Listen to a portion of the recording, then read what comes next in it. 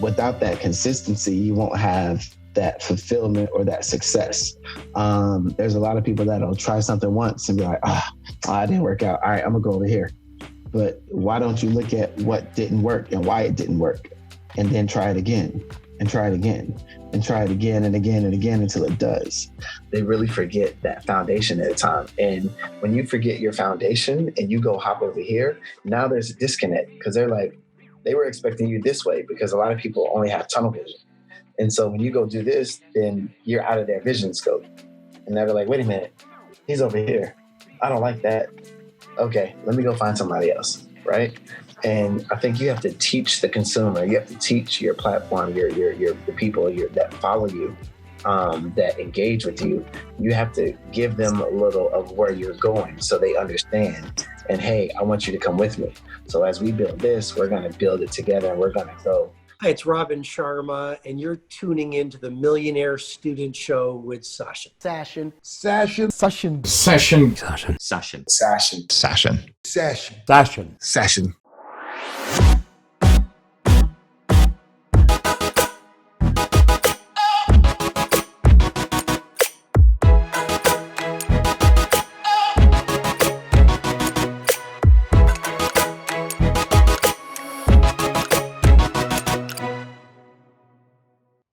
Hey everyone, welcome to another episode on the Millionaire Student Show, where I get the opportunity to pick the minds of this generation's thought leaders, change makers, disruptors, innovators, and inspirations. Dissect their story from the pain they went through, the price they paid, and what their prize looks like today. I formulated the Millionaire Student Self-Development System and Company because this is what I was searching for when I first entered the entrepreneurial world at 17 years old. My mission and purpose is to serve you with virtual mentorship to consciously make your clock tick without taking the thunder away from today's guest, who went from serving in the US Navy as an operations specialist to touring the world with the #1 pop star in the world, Justin Bieber. But it all began when he worked as an intern at an Atlanta radio station and then connected with who is now his best friend, Braun, to develop musical talent. Their first success was with an artist, Asher Roth. Then Scooter discovered Justin Bieber, and the two began working on building his career. He was the road manager and personal bodyguard for Justin Bieber. By learning, experiencing, and getting inspired with the behind-the-scenes life and first-hand experience, he diversified and went on to become the director of influencer marketing for Beats Music, as well as being a management lead for Spotify. He also founded his own music management company, which is focused on discovering, managing, and building up new musical talent. The Millionaire Students, please help me in welcoming today's guest, who is not only disrupting the music industry, but also dominating politics and the entrepreneurship space with his interests in a range of businesses, Kenny Hamilton. Kenny, thank you so much for being on the Millionaire Student Show today. I truly appreciate your time. Appreciate you having me, man. Thanks. So on the Millionaire Student Show, my mission and purpose is to dissect the pain you went through in life, as well as the price you paid before you experienced the prize. Where did it all begin for you, and how did you get to where you are right now? Well, it began, and honestly, I would say it began in the military. Actually, I can even go back before then. I went to college after I graduated high school, and I was in college for a year. I originally went to school to be a sports agent. Jerry Maguire changed my life. That was like one of the most inspiring movies that I had seen in times. And I was being such a big sports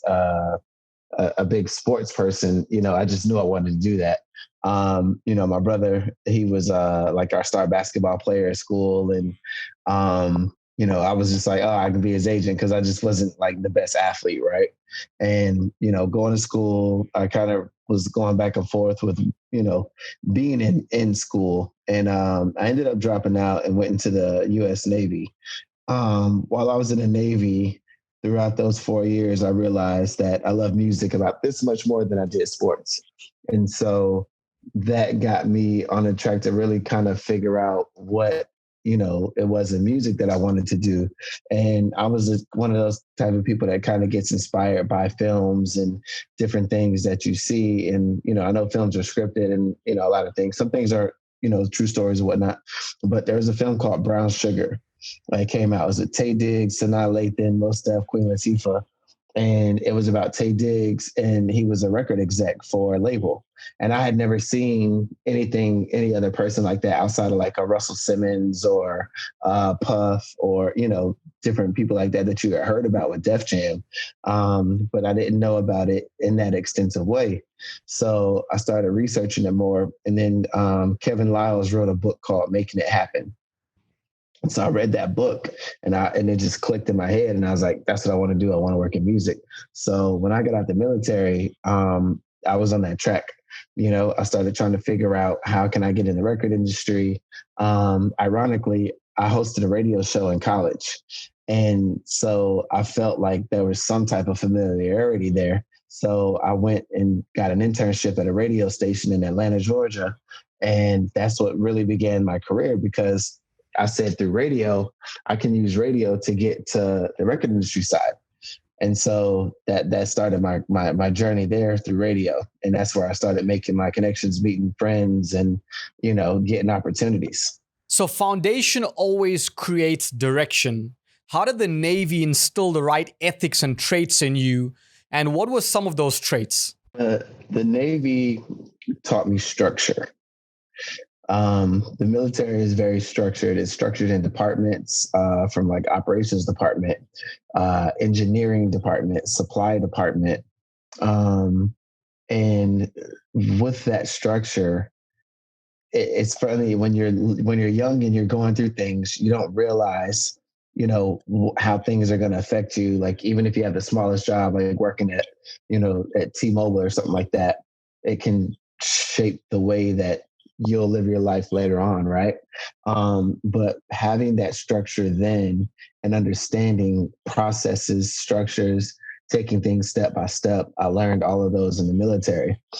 I didn't realize how deep I had really connected with everything in the military until I got older, because now, the company that I'm building, it's based off a military blueprint, in the sense of I have a marketing team, I have a part of that marketing team. Then I have a press team. Then I have, A&R folks that I trust and things like that we're building out. And they may not be direct employees, but they may be also liaisons, right? Because, you have a battle group in the Navy. You got the big aircraft carrier that has all the fighter jets. I was on a destroyer. Then you have what's called frigates. And you have cruisers. Each ship has its own job, right? And then within that battle group, you have destroyer squadrons. Like, it's the way that it's broken down and the structure wise, it's like in my head, I'm like, okay, I can take this. Like, I've been watching Queen's Gambit, which I already love chess, but I didn't know I need to go way deeper in chess.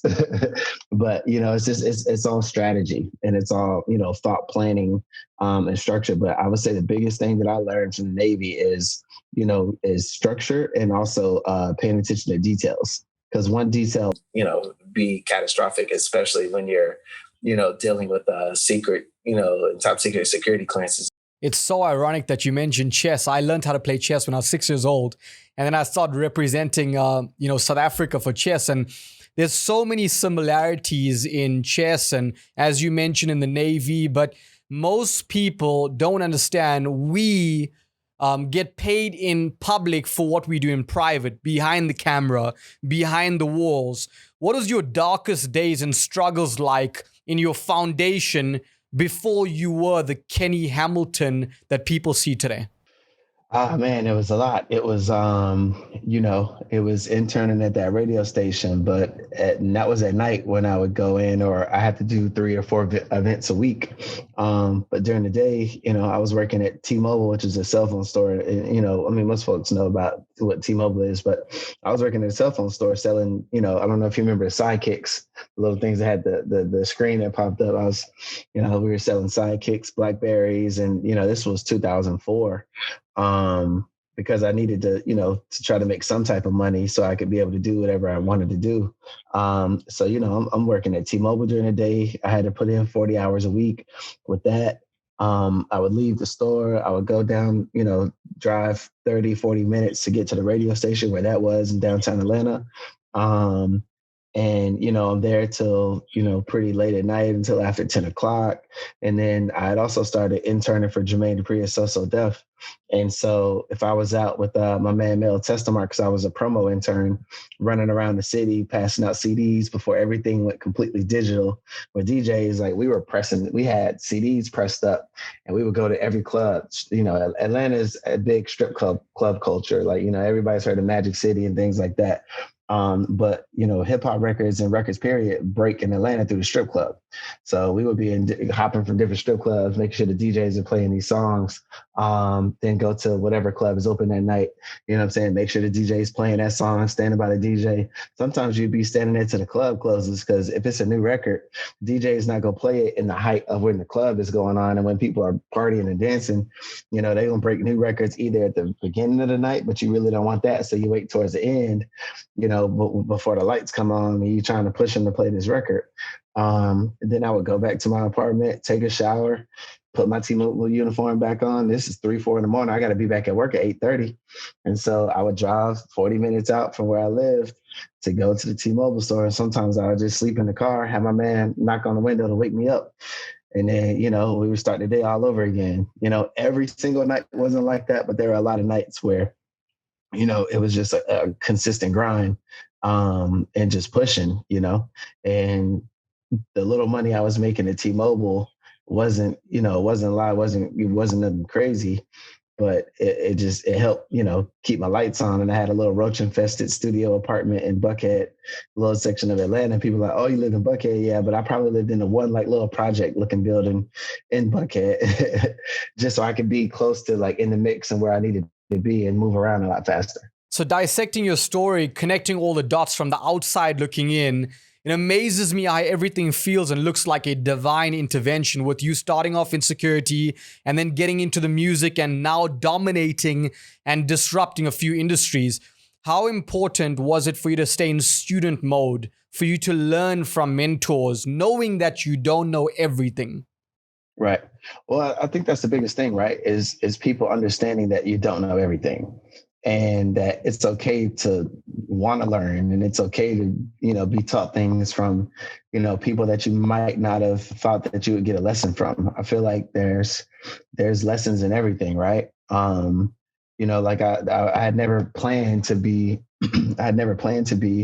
a security guard, but a lot of people around the world know that I became a security guard for one of the biggest, pop stars in the world. And that wasn't even our initial plan, but that's just the way the cards laid out, right? Because when Scooter and I had connected, we were both about 23. And we started off as friends, just kind of hanging out, because I met him because he was working for Jermaine at So Def. He was the head of marketing.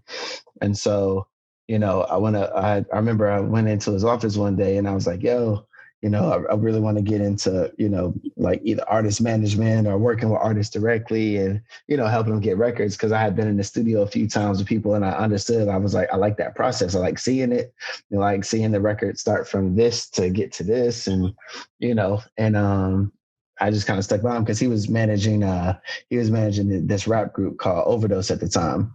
And, he had helped put together a few different marketing initiatives and stuff for Jermaine. And he had did something with Ludacris back then, and just kind of being around and seeing how he moved. And he was a visionary even back then, obviously way more at a bigger scale, but I was just trying to figure it out. I was willing to do whatever it took to get to, that next level.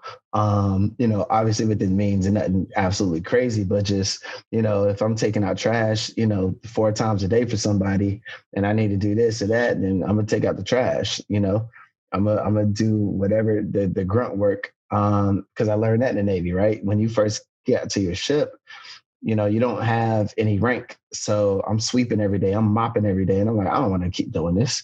And I'm looking at people watching me, laughing at me and saying like, hey, y'all hurry up and get this done, this and this. I was like, I got to be that guy.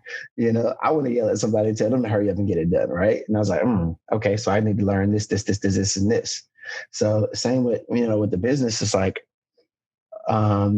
whatever it took. I was helping Scooter with Overdose, and then I was helping out of that group. There was a solo rapper that was we had some really good records with that he wanted to go with, and I started kind of being like their road manager. And during that time, MySpace was really picking up, and Scooter had found an artist called Asher Roth on MySpace.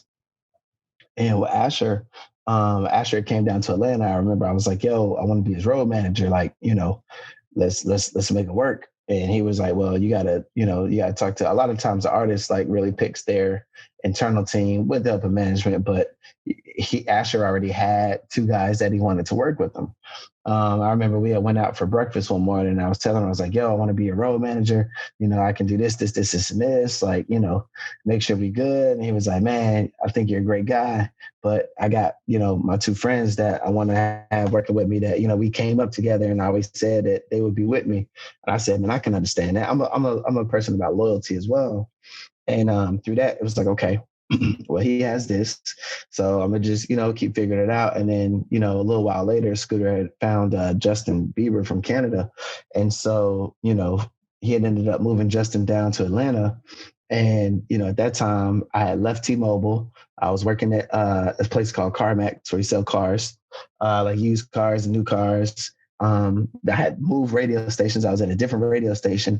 At this point, I wasn't an intern anymore. I was on air. I was on air at weekends, and I was the guy hosting like the movie premieres. And, you might hear me at a car dealership on the weekend, a live broadcast, or I was the person working the board at that, right?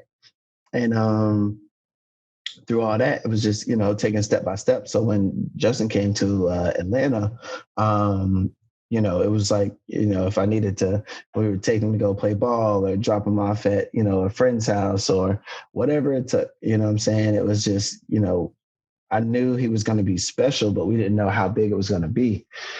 And so, I always told Scooter, I was like, yo, let me go on the road with him. Let me, figure this out once it starts getting rolling and picking up. And he was like, we gonna, see what we can make work.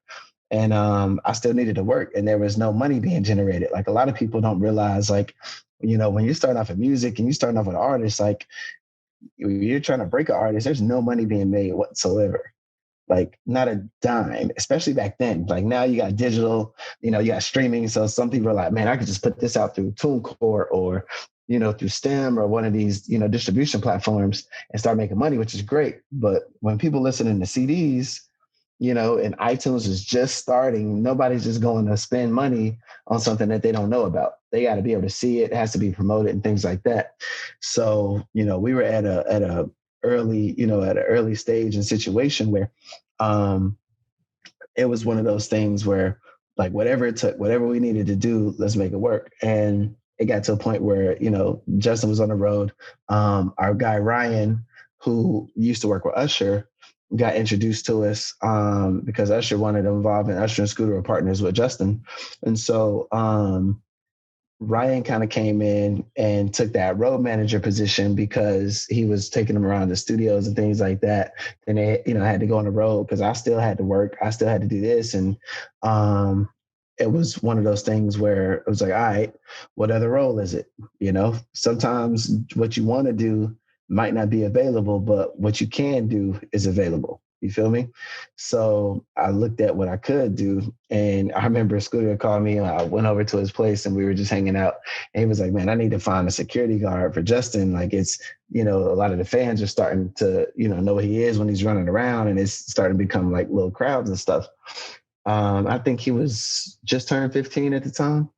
And he was like, I was like, oh, I know a few guys. I knew plenty of guys around the city and folks that had did, security for artists and stuff around Atlanta. And he was like, I want you to do it. And I was like, I don't want to do that.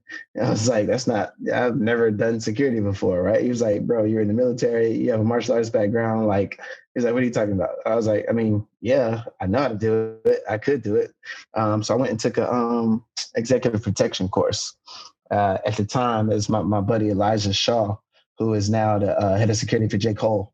Elijah back then was working with Usher, and he has a whole training course for people who want to be like celebrity bodyguards. And I still recommend it. It's called Icon, is his company. And so I went up there to Minnesota with Elijah, and did the training course, passed that, and so I had that certification that made me a executive protection specialist. So I did that, man. And then we just started rolling, and, he started taking off. And I told Scooter, I was like, I'm going to do this because, Scooter showed me a lot, because he was like, this is something new. We're all new. And, there's a lot of people that's going to try to come in and take what we're building. Because there's a lot of already established people that are like, oh, they don't know what they're doing down there. Let me come try to poach this and take this out. And he was like, I only want people around me I can trust.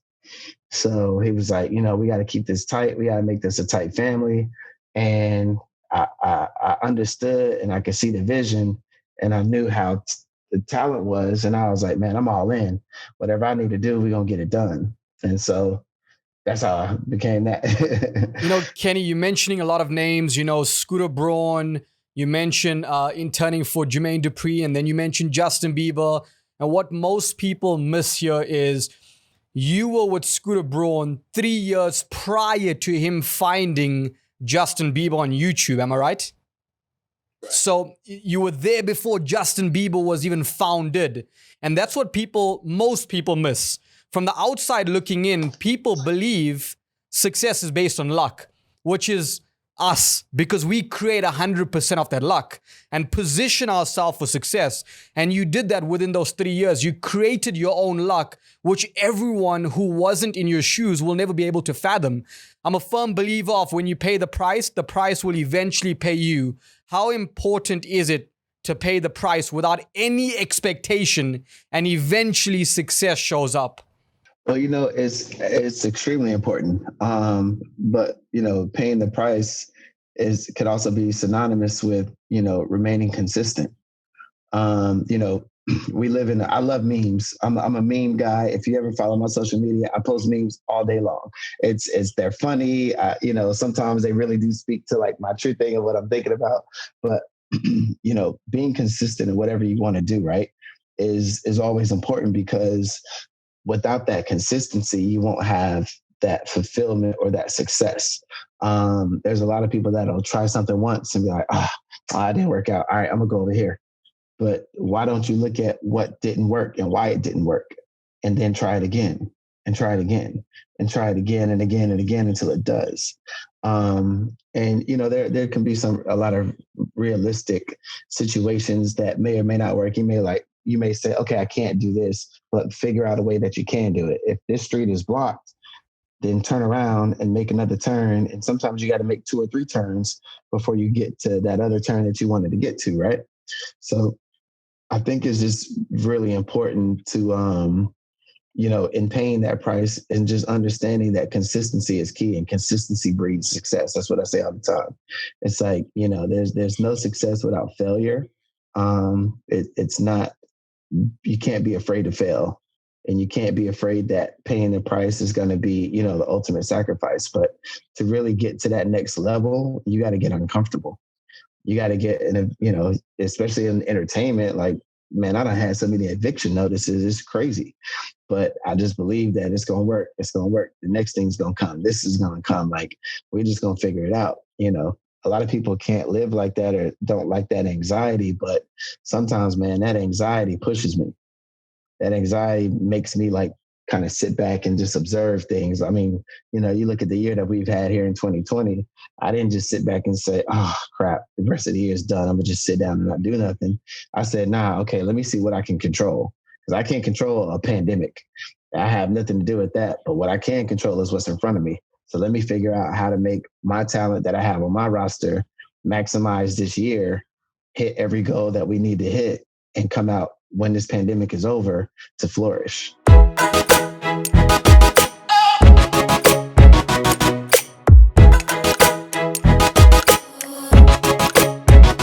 Hey, I want you to take a quick split second of your time.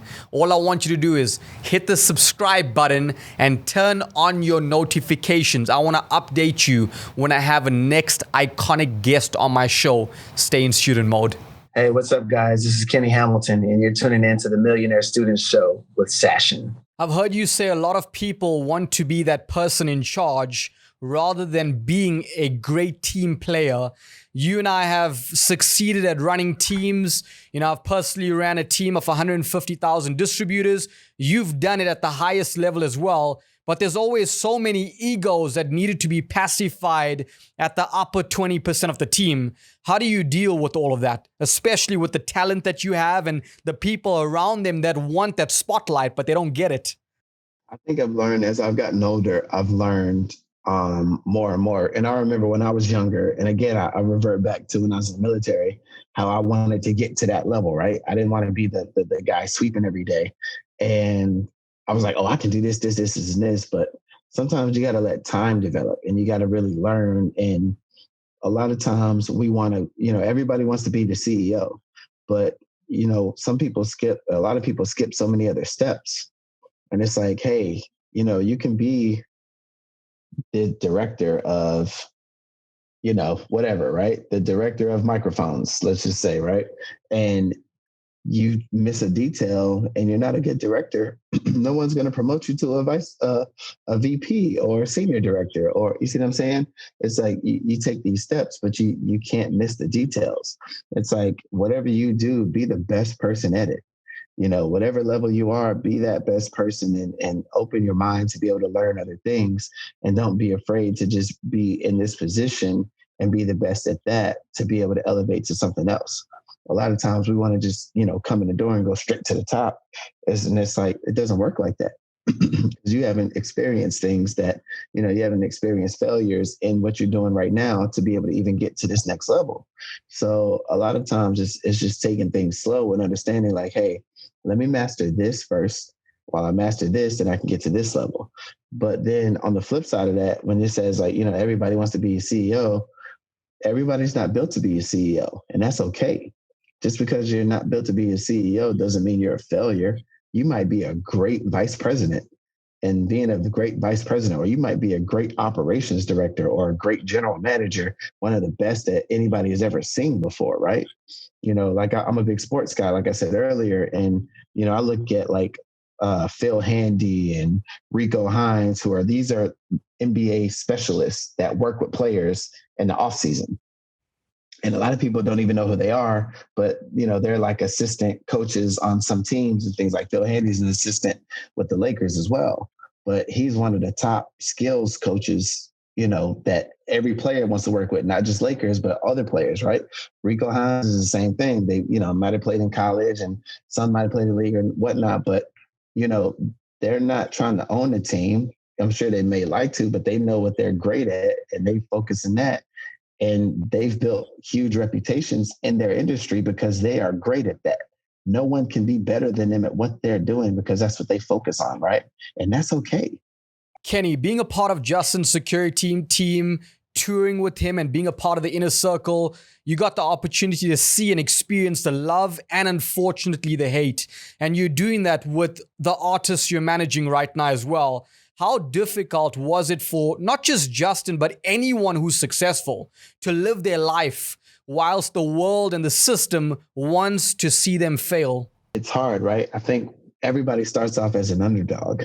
Everybody sees some person and they're like, oh man, I can't wait till he gets successful. And this is society. It's really crazy. And it's sad to me at times because there's people that will champion you and they champion you. Then when you get to the top, those same people are like, oh, he thinks he's too good. Oh, he forgot about us. Oh, he did this and this. And it's like, they want to start pulling you down after they were lifting you up. And I just, for the life of me, I don't understand that mentality and why that is. You think about like how people hate Jeff Bezos now. And it's like, oh, he's so rich and he's this and this and this. And I'm like, the man was in his garage with an idea and trying to figure this out and struggled. And now he created a way where millions of people have jobs. You and I can create products and sell on his platform now that we have an avenue that we didn't have before. Right. And like now we have this and this and that. And he's provided this for millions of people. And it's like, yo, what's wrong with him being successful off of that? But now we hate him. But before then, we were like, hey man, good job. Oh, that's a great idea, man. Good luck. I hope you make it. Is it fake support? You know? And so it's just one of those things where you just can't focus on what other people are saying. You got to have, you know, your core people within your circle that you know support you, that you know love you. But at the end of the day, like you can't let that waver either way. You have to stay focused on your goals, on your dreams, and not give a damn about what anybody else is thinking. Because those same people that will champion you are the same ones that's going to tear you down. I agree in so many ways. And it's more of they're so comfortable about you being below average. And the minute you go against the grain, you are going against their loyalty. You and I have spoken about disrupting the space with marketing. You have become an expert with that. What are some of your methodologies to get an artist from the talent they have and no one following them to eyeballs on them and the world knowing their name? Well, it starts with the music, right?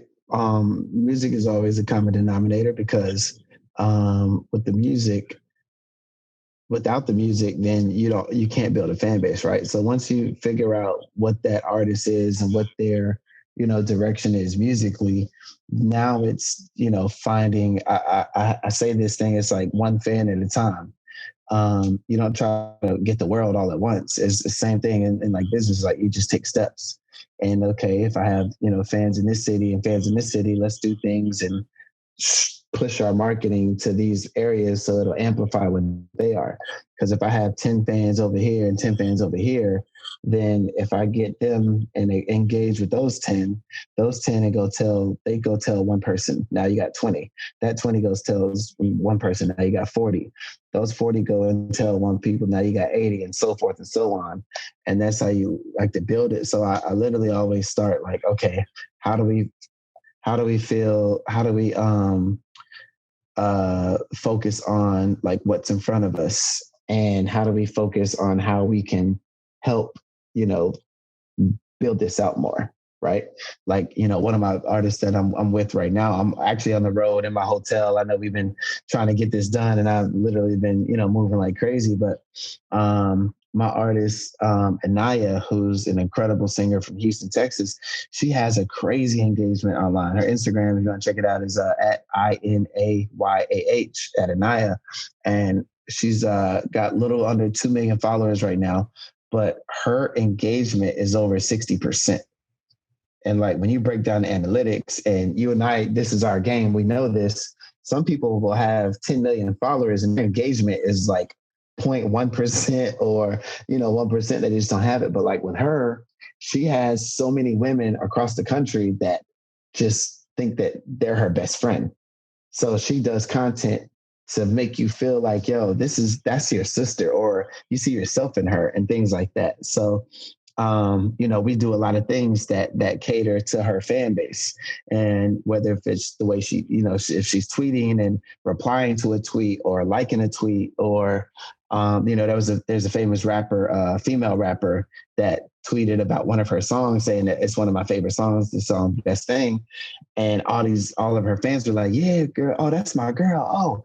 Oh yeah. We've been listening to her, this and this and this. It's like, and you engage with that. So she likes those tweets, and I look at their replies and they're like, oh my gosh, she liked my tweet. And it's like, yeah, you know, you have to do those things. And, you know, social media, there's social media marketing, there's digital marketing, there's so many different, you know, aspects of marketing.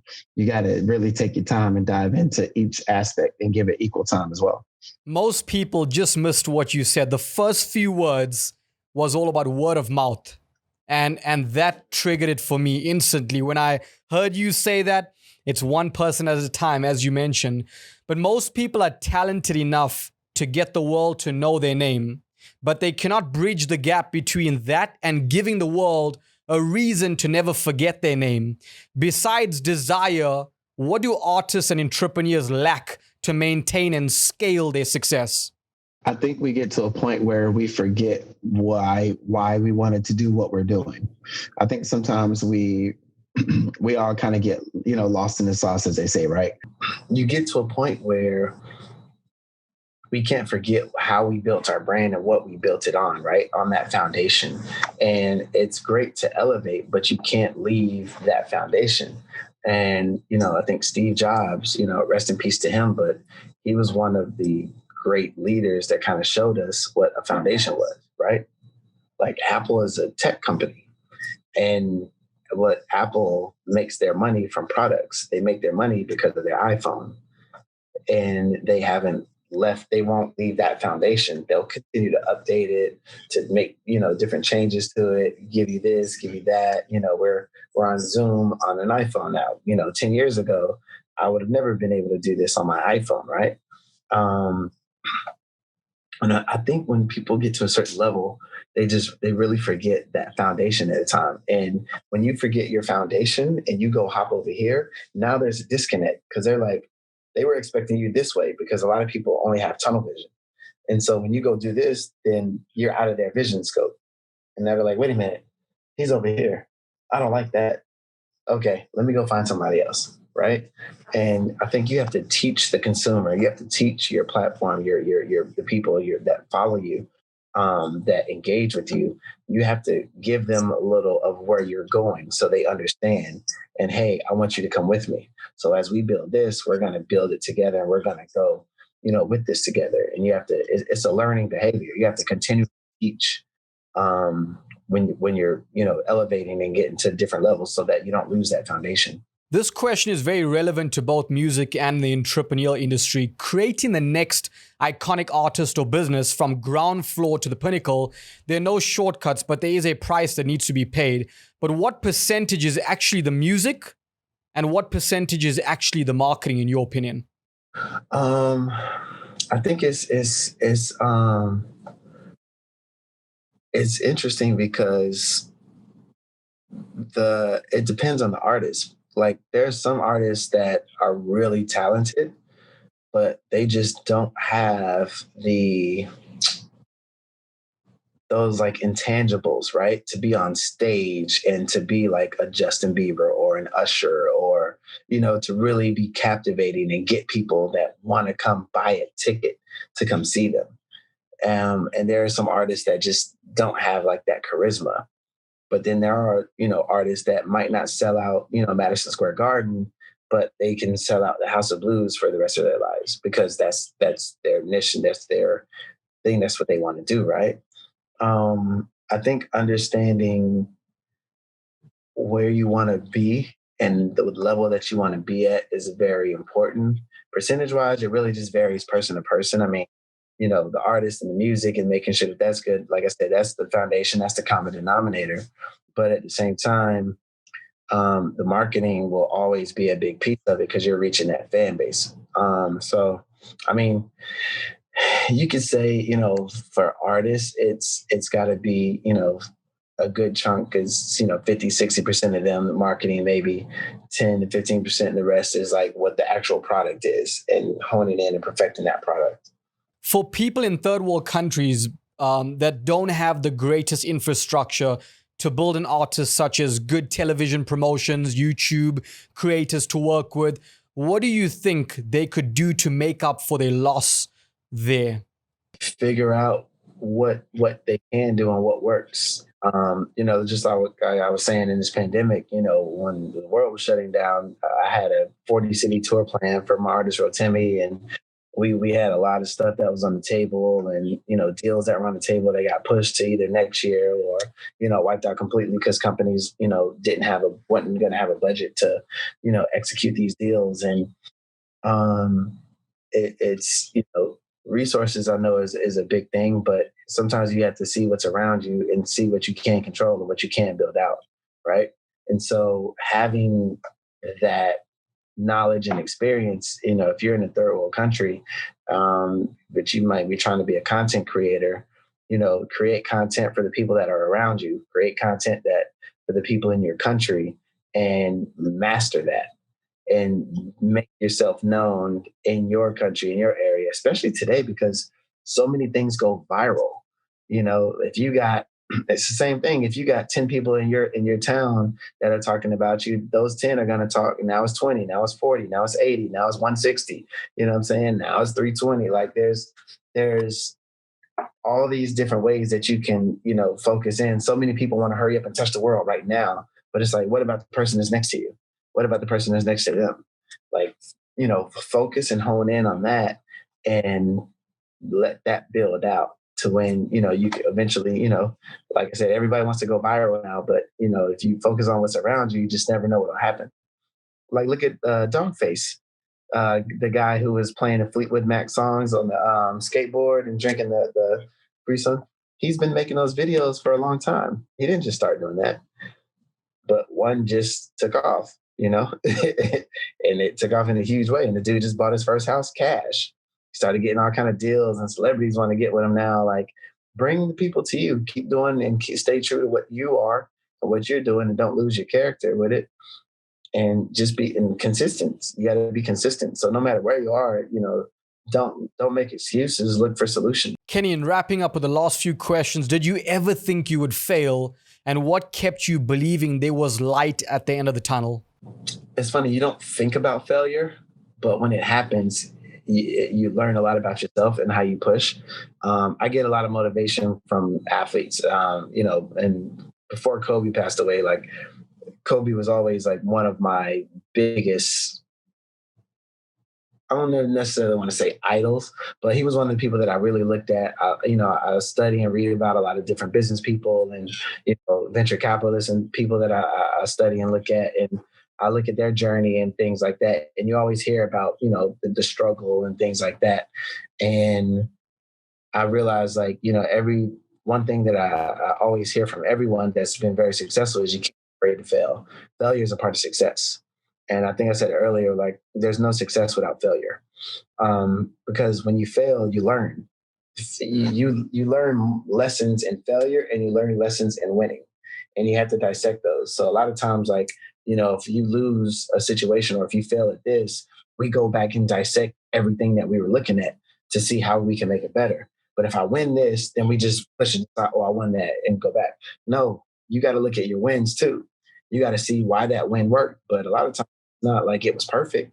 So find out what within that didn't necessarily go right, so you can tweak that as well and make it better. So you have to study your wins and your losses. Who are the biggest inspirations and mentors in your career path? Like I said, Kobe is a huge inspiration, always has been. It's crazy that he's not here now because I've met him a few times and played basketball with him once, but that was like, one of the people that after he retired, I was so glad that he really started like speaking more and doing podcasts and like talking about his Mamba mentality, because I'm like, oh snap, that like, I get it, Another big person that I looked up to is like Clarence Avant. There's a documentary on Netflix called The Black Godfather. And Clarence Avant is someone that I never knew that existed when I was growing up, but he is very influential in the music and entertainment world over the last 40 decades. And it's like, I wish I would have had that to look at when I was a teenager, because I'd have been like, oh, that's me, but now I have something to look at and be like, hey, people are like, what do you do exactly? I'm like, well, I'm a manager. I produced a TV show, I've done this, and I invested in a restaurant and, all these different things. And they're like, dang, you're just kind of all over the place. And I'm like, hey, go watch The Black Godfather. It's on Netflix. That'll explain everything, and I get inspiration from my friends. I get, Scooter Braun is a huge inspiration to me. Just seeing like where we all came from and how he's really developed and built one of the biggest, music companies, if not the biggest in the world right now. His partner, Allison is like a sister, and like we talk all the time. And you can't be afraid to ask questions, right? Can't be afraid to go to your friends and say like, hey, I'm not sure about this. What do you think about this? Like, I have what I call a board of directors, a board of like mentors and friends. They all don't know each other, and some do know each other, but I literally have people that I'll call and ask the same question to, and it's 6 of them. And I'll ask them the same question. I'll get 6 different answers. And that's kind of how I get my like, all right, this answer, and I get my cross fix. And then in the middle of that, it's like, all right, that's how I can help process it. So yeah, man, I would say like the Clarence Avant types, the Kobe's, Scooter, Allison, Yeah, those are a lot of my go-tos and my big ones. In closing up, my trademark question, what does self-talk and your internal dialogue with yourself sound like? Oh man, that's it's so important. It's so important because what you tell yourself, and like people have to understand that thoughts become things, right? I was telling somebody this yesterday. What you think out loud is cool. That's what you think out loud, and that's what you're saying. But your subconscious thinking, that is really what determines and what shifts the rudder in your life, right? I can be like, hey man, this blazer, I think it's gonna look good. It'd be okay. In the back of my head, it's like, it feels too tight. It doesn't look right. I don't feel good in it. You're not gonna feel good in it. Then something's gonna happen. You're like, see, I knew it. I shouldn't have worn this. You brought that to yourself. You brought that out because of those thoughts. In my head, it's just like, all right, take it step by step. Everything's gonna work out. I had a huge issue that happened 2 days ago, which brought me to Florida. I wasn't, we were trying to figure out when we could do this. I wasn't supposed to be in Florida 2 days ago when we talked or when we were texting, and something happened and I had a huge curveball and I'm like, shit, okay. Well, excuse me. I'm like, man, how am I going to figure this out? All right. I sat back. Some people I used to get when I was younger, I would get mad. I would be like, ugh, I'm throwing stuff and getting all mad. And now I don't get mad. I'm like, all right, take deep breaths. And I start running through everything in my head, and then look at it as a chessboard. People say, "Oh, you're playing chess." It's like, yeah, I was playing chess, not like Queen's Gambit. I love that, by the way. That thing, it's another inspiration that just hit me. But it's like, okay, you have to look at the consequence of every move that you want to make. But in my head, I'm like, all right, I can figure this out. Everything's gonna work out. It's like no matter what happens, I always believe everything's gonna work out, and I truly believe that subconsciously. So it's like, no matter how bad something happens in my heart, that I know that it's going to work out. Do I know how it's going to work out? At this very moment, I might not, but I know that I'm going to get to that solution and that it's going to work out. So in my head, it's like, you got this. You got this. All right, keep pushing. Okay, we got this. All right. No. Like, what happens when you do this and this? Like, there's a movie called A Beautiful Mind with Russell Crowe. And I think he ended up going like crazy towards the end of the movie. I don't want to go crazy, but in my head, that's what is going on is this. And I think the same with you, and everything else. Like, I'm pretty sure you read every book that's behind you, right? And like, we get our motivation from a lot of different things. But yeah, man, and my thoughts, my subconscious thoughts is that I'm a winner. I'm going to always win. And I'm going to fail, but that failure, I'm going to turn into a win. So when I say I'm always win, doesn't mean like, oh, I'm going to be perfect. It means like, nah, no matter what, you can knock me down. I'm going to get back up and I'm going to keep pushing. And nobody's going to beat me at what I'm trying to do. Kenny Hamilton, thank you so much for being on the Millionaire Student Show. I truly appreciate your time. Hey, thank you very much, man. I appreciate you, man. I'm glad we got to make this work. I love these conversations.